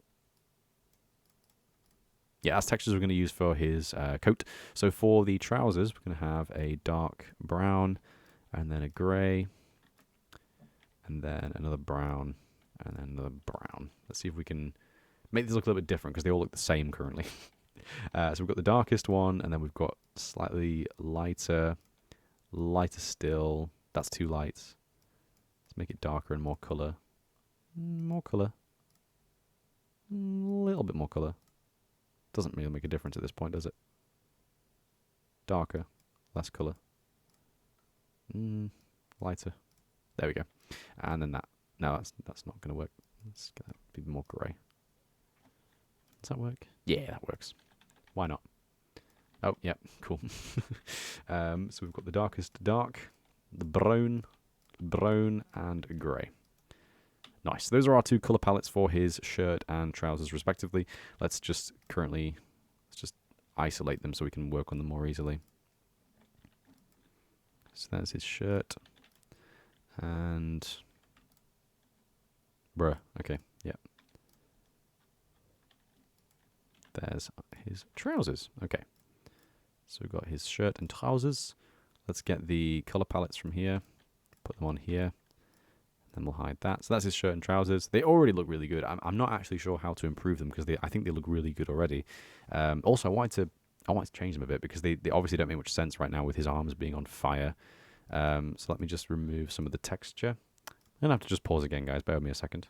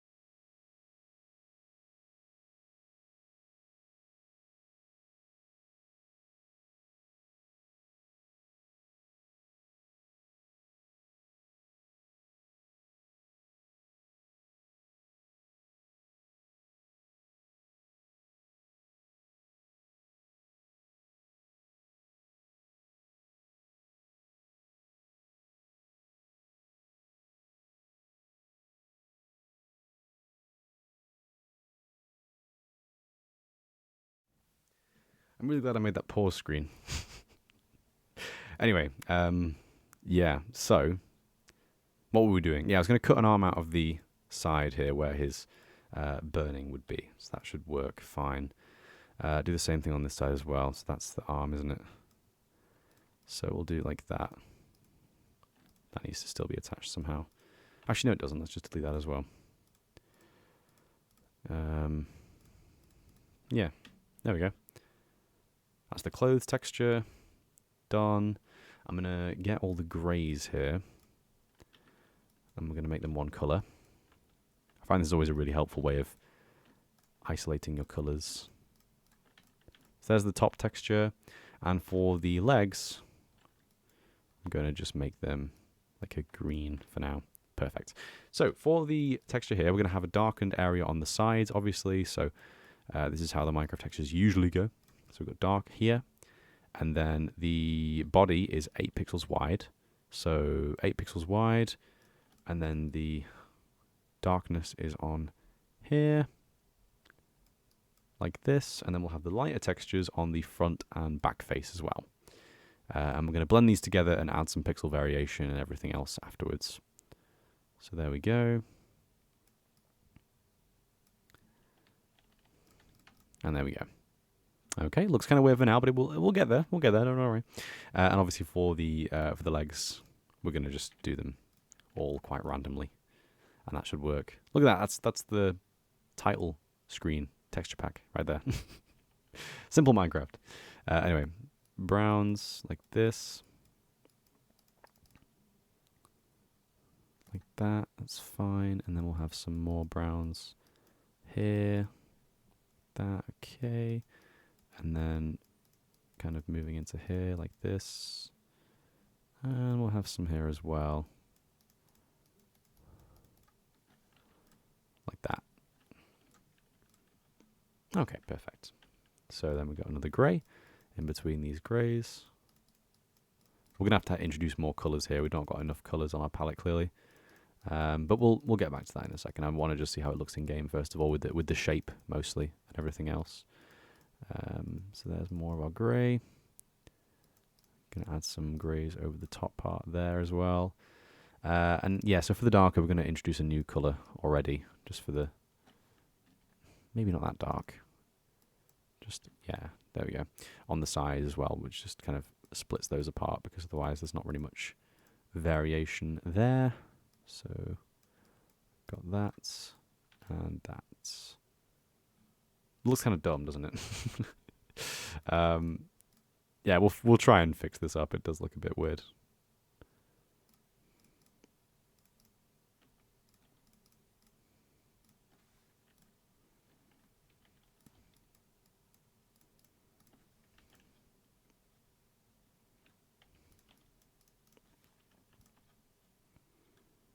Okay, I'm not entirely against it. It's a bit weird, but we can work on it. Let's just get it in game first, and then we can see how the texture looks, and then we can come back to it later for sure. It is a bit of a weird texture, I will say. It's not my best work. Yeah, let's just get it in game and see how it looks. So there's his top. It looks very strange. See how it looks in game. Marshmallow Husk. Yeah, he's burnt marshmallow. That's a very good point. I should make a texture pack which has like the same texture but in white and pink, so it's just like a marshmallow. That would look great. Yeah, it's not. Whoa. Oh, of course, yeah, because I need to have his actual skin underneath the texture as well. Good to know the holes do work though, so that's promising. There we go. So it's like his skin underneath. I'll do the skin later, obviously, but that's the skin part of it for now. Yeah, it's not terrible. I think we could do better. It's a good shape at least. We can do the texturing next. But yeah, I'm not a massive fan of texturing clothes in this game, to be honest. I think it always looks a bit naff. But yeah, I think it looks alright. Actually, I'm happy with that. That's fine. That it's supposed to look very crap, isn't it? That's the whole point. Let's make it a little bit more red, though. I think it does need that treatment. So we'll unselect the reds. And this as well. Adjustments, hue. Actually, let's just add another layer and do a see-through shade of red. There we go.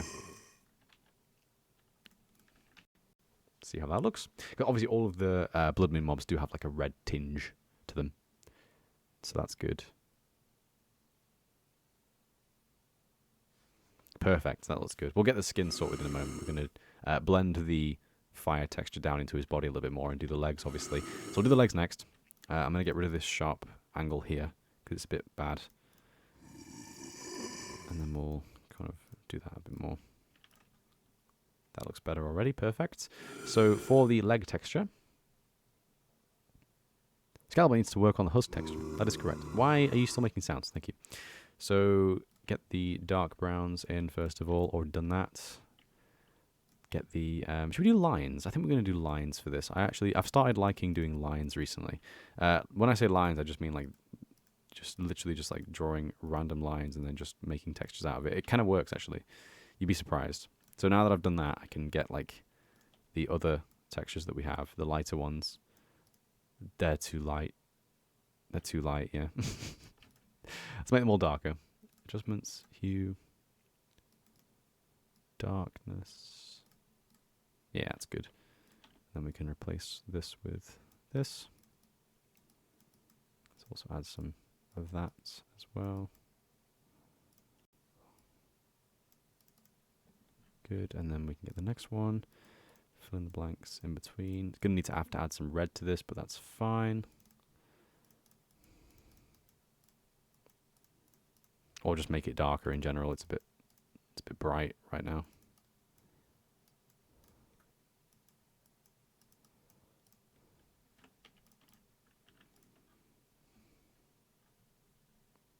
It's much too dark. Let's add final bits of grey in there as well.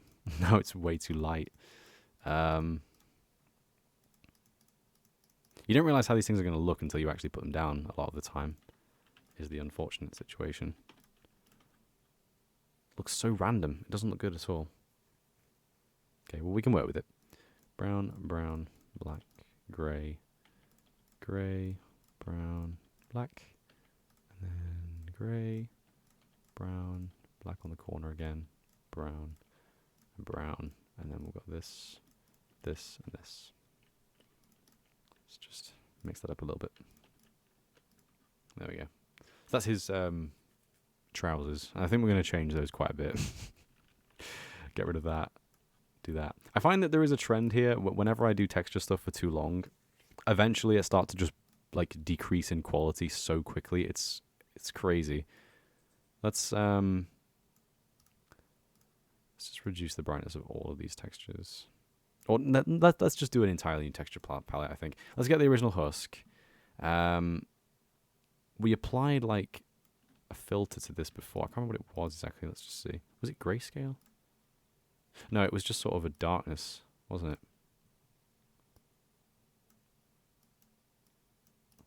Should we just use... I like that. Let's just use that. It looks much better than what I could do.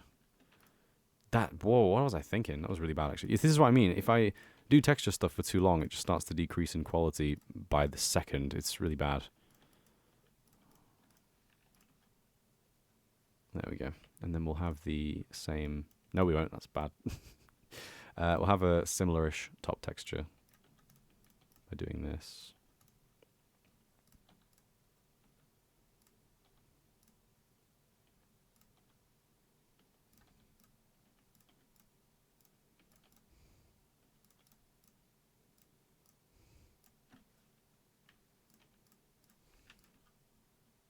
There we go. And then for this, we'll just carry the texture on again. So front of his legs are going to look kind of like grey. So I'll just get this. I'm also probably going to just grab the other texture for the body as well, because I'm just not happy with the way it looks on here. I'm going to change the colours of it, obviously, but just not a massive fan of it right now, unfortunately. Get some darks in there as well.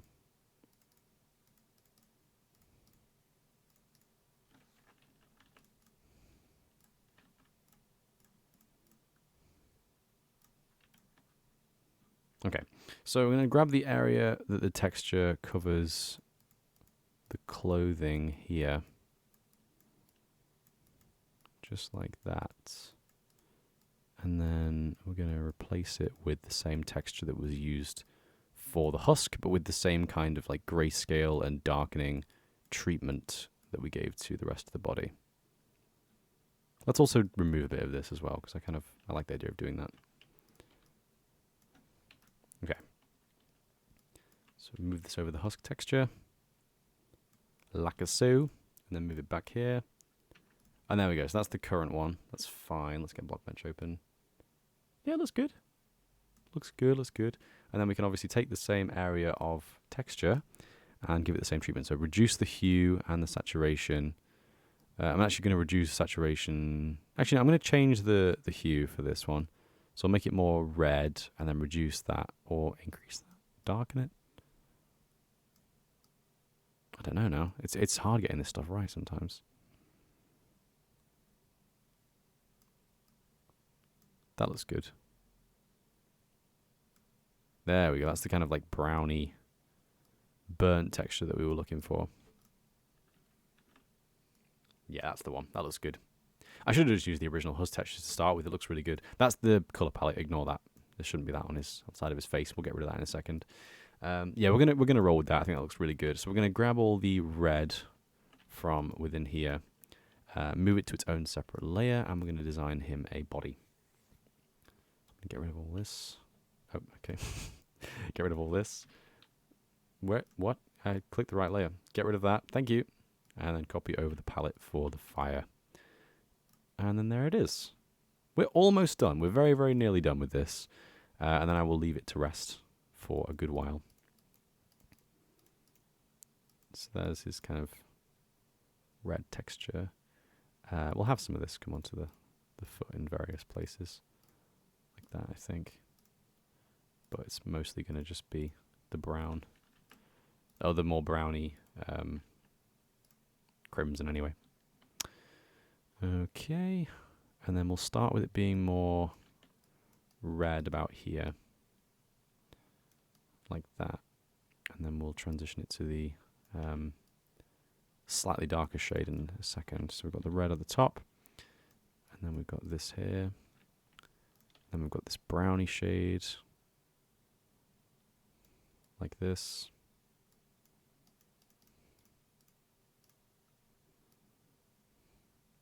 There's that.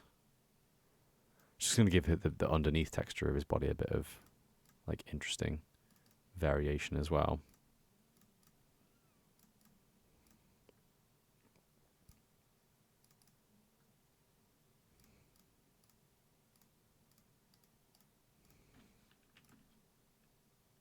Okay. Let's do that then. No. Let's just reduce saturation on all of that. See how it looks. No, it doesn't look good. Let's just get rid of the fire. That was a bad idea.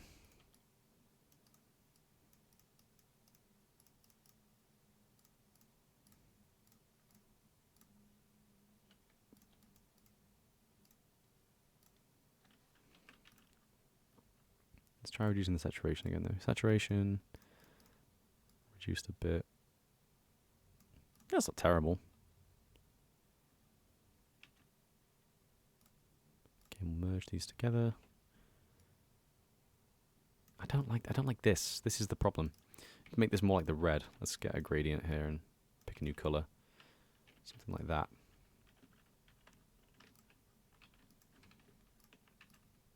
There we go. Yeah, it's much better. Okay, let's also change this one as well, because I think that's actually a better color for all of it. Oh, perfect. That's perfect. It's absolutely fantastic. Okay, let's see it in game. The final product, unless I find any issues and want to change it. Husk in the background, groan. Annoying cyberbullying lit Husk in the background. Hey, that's not bad. That's not bad, dude. I think that actually looks really nice. It's taken me a while to get to this point. Obviously, it's taken us like 3 streams just to do one mob texture, so that's a good sign. And we still haven't done any coding as I was planning today. But I think it's worth it. I think it looks alright. I think he actually looks pretty cool. I don't know. It's the face, isn't it? Let's give him eyes. Let's just give him the bright yellow eyes we discussed and see if that does anything. Is it like there? That's his eyes, isn't it?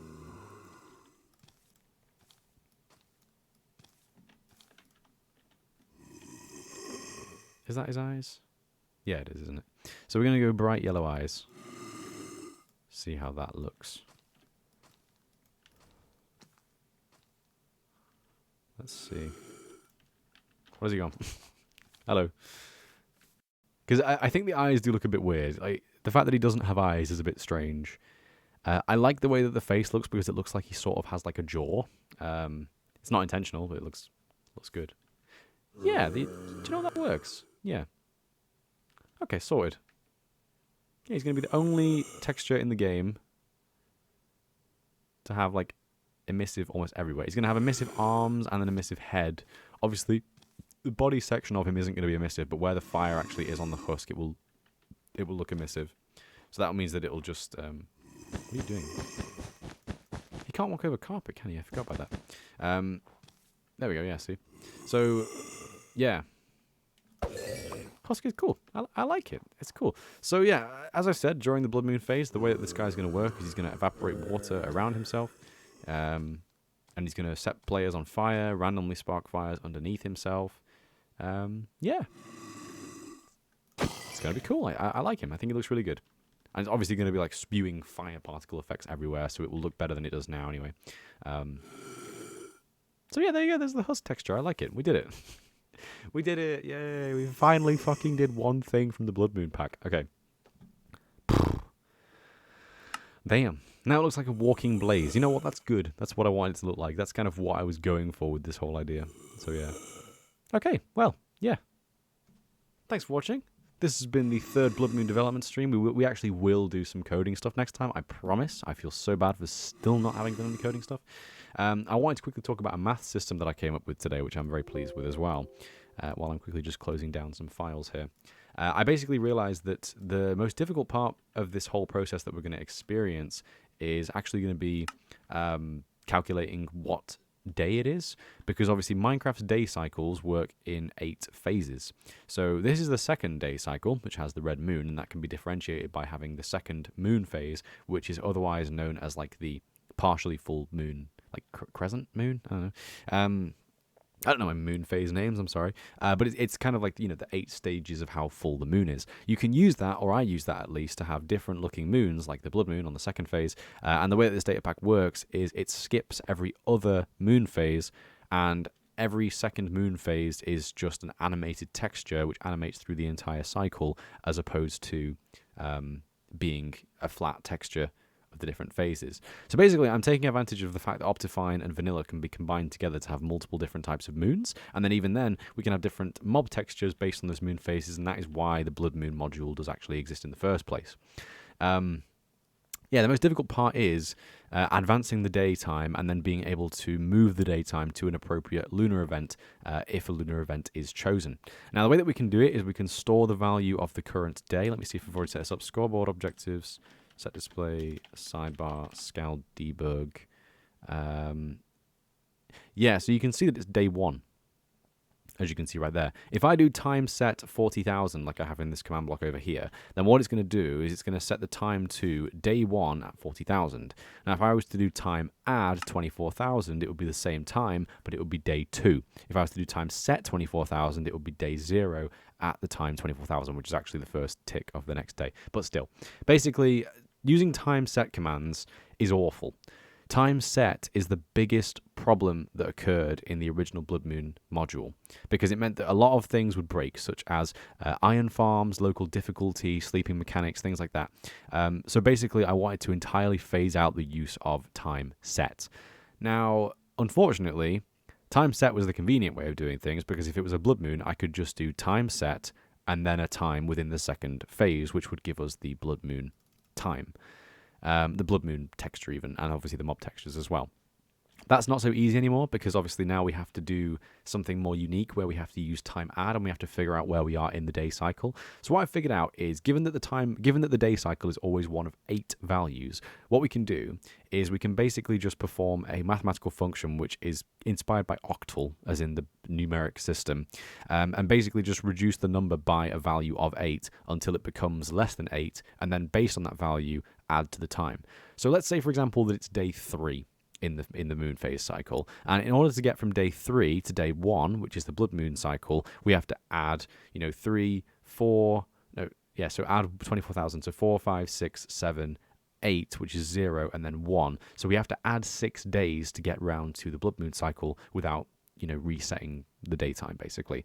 Now, what I could do is I could reset the local time to 0, so that the day goes back to 0, and then add back 24,000 add the weeks back until we reach the more recent day. Or I could store the current daytime, not adjust the daytime at all in that kind of sense.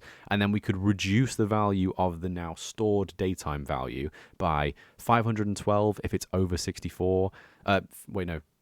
Reduce it by 500. Wait, what? What am I talking about? No, okay, so reduce it by 64 if it's over 78. Would that work? Yeah, I'm going to have to think about it more accurately. But basically, I can reduce the value of the stored daytime by values of 8 until it becomes less than 8. And then when it's less than 8, stop the function from reducing the stored daytime because we now have our value. And say if the stored value is at that point gone from like 500 and odd and it gets reduced by 8 all the way down to what? It's one of these 8 values, 0, 1, 2, 3, 4, 5, 6, or 7. And then we know which one it is and we can add to that value based off of which day in the moon cycle we actually are. So that's going to be quite a complicated setup. It's going to be very mathsy, which is fun. I do enjoy me some good maths. But yeah, that's kind of like a little teaser of what we're going to be doing next time. So next time we're going to set up the actual system of how the game randomizes the lunar events when the lunar event gets triggered, and then we'll start working on some of the effects that happen during the lunar event in probably stream number 5 or something similar to that. So yeah, thanks for watching, guys. I hope you enjoyed. I'm really pleased with our first texture. I think he actually does look quite cool. We're going for a very, very different style, as you can see here with the Husk. Hopefully it is something that you guys like. If you do have any feedback for me, please do leave it in the comments below. I know it looks a bit like burnt cheese. I know it does. I might make it more yellow, which actually probably isn't a good idea now I think about it. I might make it more red. So it's Blood Moony. But yeah, for now, that is the brand new Husk texture. I think it looks really, really cool. So yeah, anyway, thanks for watching, guys. I hope you enjoyed this little stream. Hopefully you'll tune in for the next one and the future streams as well. And yeah, I will see you in the next one. Thanks for watching, guys. Take care. Thank you for popping into the stream, and I hope you enjoyed. Join the Discord and give me feedback. So yeah, thanks for watching, guys. Take care, and bye-bye. You have to press end and then end again.